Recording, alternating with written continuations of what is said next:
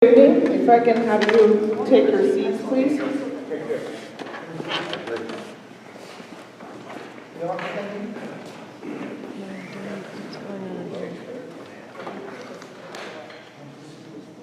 Good evening again. Thank you for attending the Lower Rio Grande Public Water Works water rate public hearing. As part of the governance documents for the Lower Rio Grande Public Water Works Authority, or the authority, the authority is mandated to establish or to hold a public hearing as part of the rate analysis and rate assessments. So today we're going to go through the first day of this hearings. We have another hearing tomorrow in Oregon, right? Same time. Very quickly, I'm just going to go through the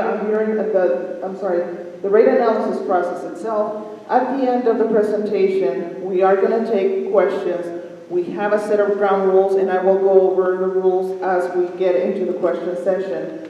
We have to be out of here by 7:30 because they close the building, so we hope to be able to go through the entire process under an hour. So the first thing is the purpose of the rate analysis. The very first thing is that it is required by statute. The statute that made up the authority requires the authority to review the rates every so often. It is also mandated by USDA Rural Development, which is one of the funders for many of the projects that are developed for the authority.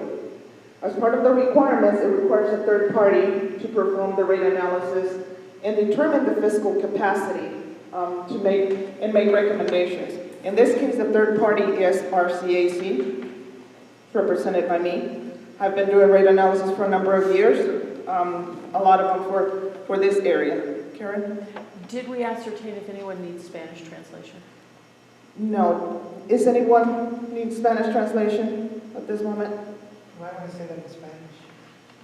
¿Quieres que te lo diga en español? Te lo digo en español. Findings and recommendations are presented to the board for consideration and implementation.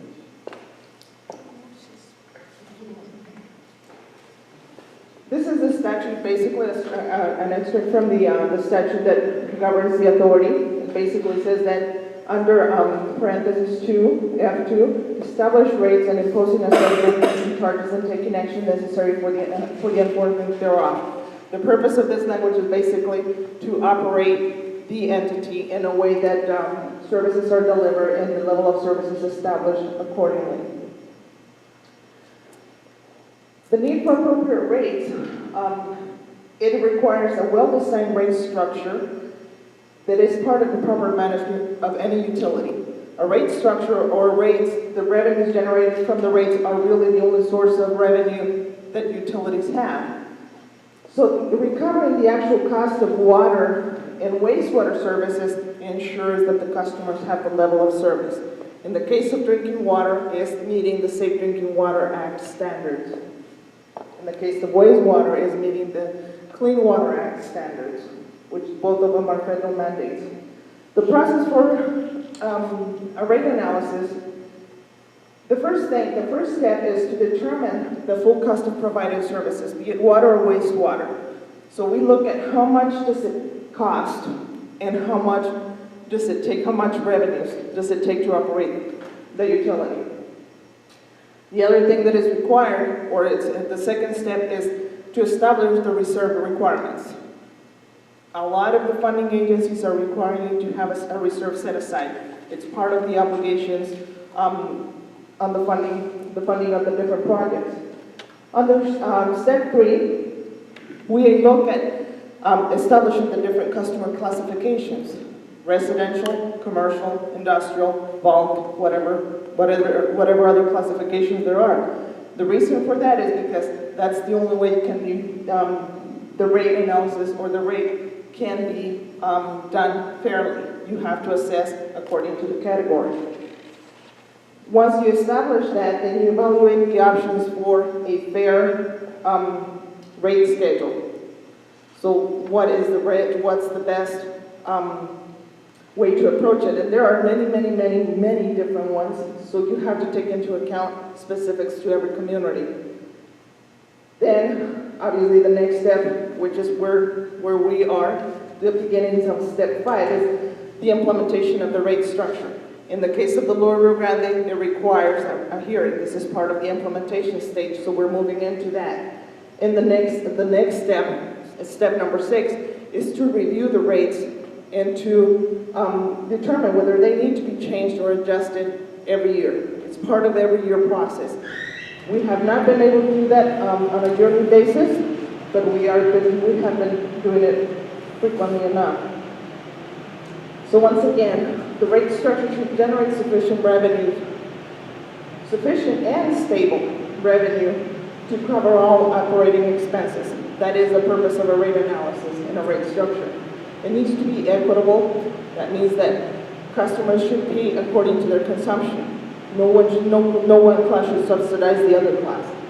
And they should be updated periodically, which is what I said earlier. They need to be revised possibly once a year, depending on when the budgets are developed and how it reflects the budget, the revenue budget versus the expense budget, how those two compare if it's time to review them. Right now, these are the current rates for water, and these were implemented back in 2012. Right now, the minimum bill is $10 for 0 gallons, which means that whether you use the water or not, there is a $10 fee. Okay? Then it goes with up to 5 tiers. The first tier goes from 0 to 10,000 gallons. So if you use 0 to 1,000 gallons, you're going to be charged $1.75 on top of the $10. So your rate would be $11.75 plus tax, and so on and so forth. From 10,001 to 20,000 gallons, the fee would be $2 per thousand. 20,001 to 30,000 would be $2.25, and so on and so forth. The top tier, or the top block, is for residential customers. The bottom portion is for commercial. Okay, and those are the rates that are in place. So commercial, right now, the minimum would be $30. So whether they use the service or not, they have a fee of $30. And then from 0 to 20,000 gallons, there's a $2.50 per 1,000 gallons.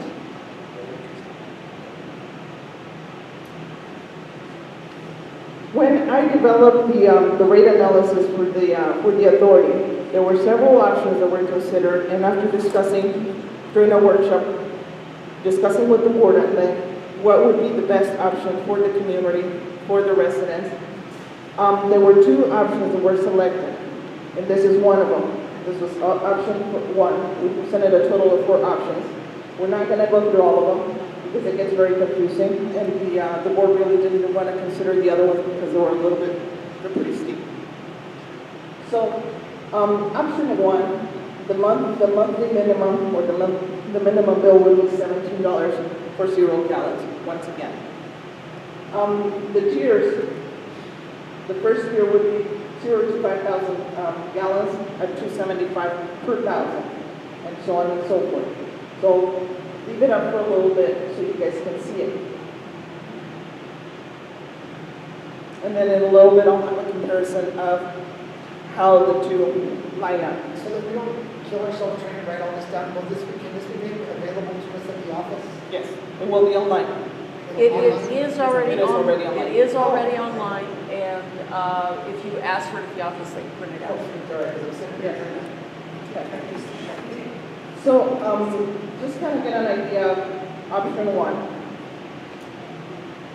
And then this is option 2. Very much the same number of tiers, both for commercial and residential.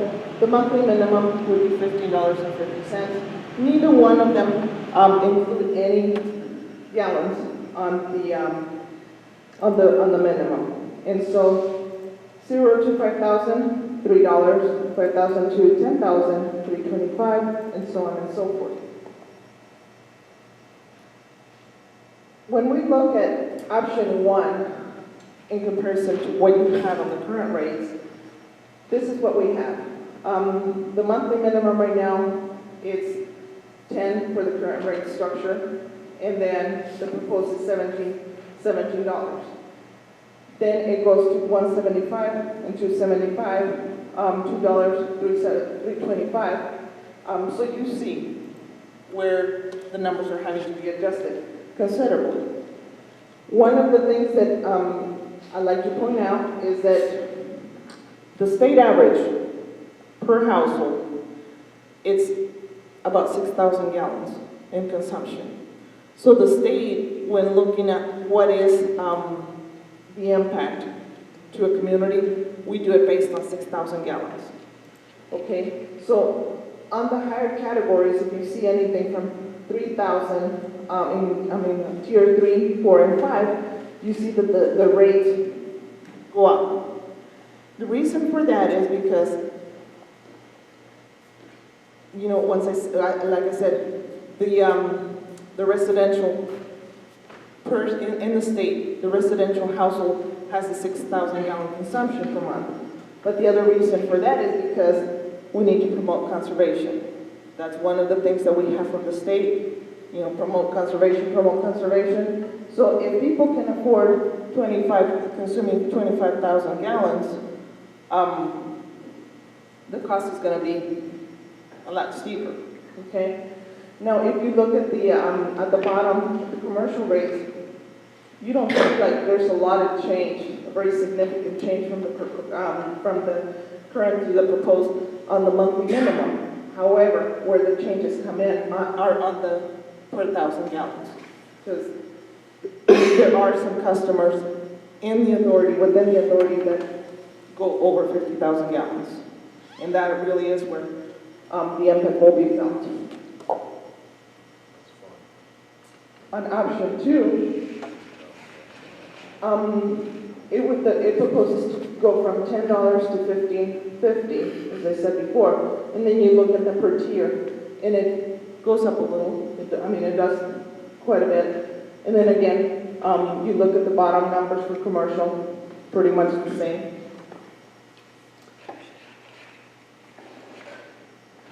When we look at what would it look like for me every month as a customer, the blue boxes are the existing for residential and then for commercial. The green one's option 1 for residential for commercial, and then the light pink color is option 2 for residential and commercial. So where does the 6,000 gallon household would fall, or how would they be impacted? So if you look at the existing rates right now, the customer would pay $20.50 plus tax for 6,000 gallons. The analysis concluded that in order to balance out the expenses, we need to generate enough revenues, and both of these tiers would generate, both of these options, would generate sufficient revenue. So if the consumption is at 6,000 gallons, under option 1, the customer would pay $34 plus tax. Under option 2, the customer would pay $34.25. So if you look at, there's a minor difference of 25 cents for the 6,000 gallon consumption. So you say, why is it so different from $17 to $15.50 up on the top? Because there are only two ways that we can approach a rate analysis. We have a bottom line that we have to cover, and that's the expense budget at the end of the year. So where does it come from? It either has to come from the monthly minimum, or it has to come from the per $1,000 gallon cost. So where do we put it? And it has to do with which impact does it have to be? Which one is less of an impact? So the board is looking at both of them and saying, well, option 1 is high on the monthly minimum. Option 2 is not quite as high on the monthly minimum, but it's going to be high on the per 1,000. It's going to be higher on the per 1,000 gallon, because that's where the difference has to be made up. Both of them give the option to the customer to be more discreet on their consumption. Right? And so that plays across, so you can compare and you can see where the impact is going to be felt.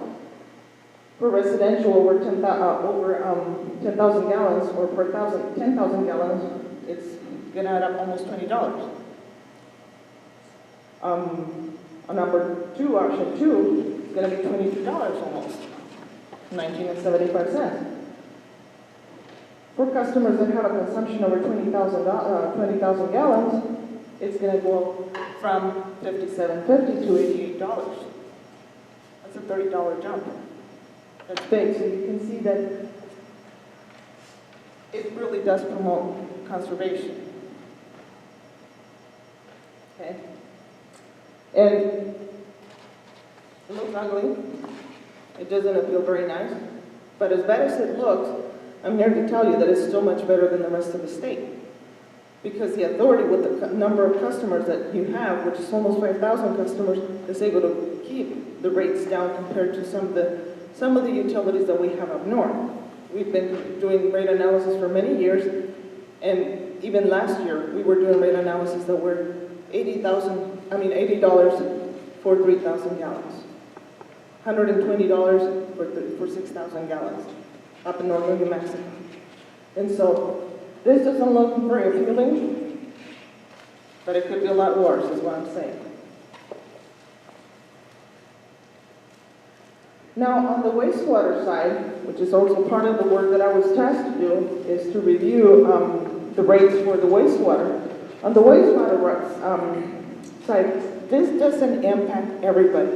This impact is specific to what you call mesquite. Is it mesquite proper? Mesquite proper, and it's about 400 customers. They have a wastewater project, and the current rates of $8.45 are having to be revised because the operations are going to change, and as part of the operations and as part of the loan, they're going to have to go up to $12. The $8.45 minimum to $12. But then again, this does not impact everybody else who is on the county wastewater. This is very specific to a small group of customers. Well, like I said, just under 400 right now. Okay? But it's part of the requirement that you had to learn about this. So where to from here? So the rate implementation schedule, basically, it has to be approved by USDA. They are the ones who tasked me to come in and work with the board and complete the rate analysis. So USDA is aware of the process. They have been involved all along. The board will consider, from this point forward, they will consider, and I just said, I put a question mark because I don't know when their next board meeting, and they'll be able to take it on at that time. So it might happen this month, it might happen next month. And then I was hoping for an implementation as early as February of this year. With that, I'll just go briefly over the ground rules, which are posted. The first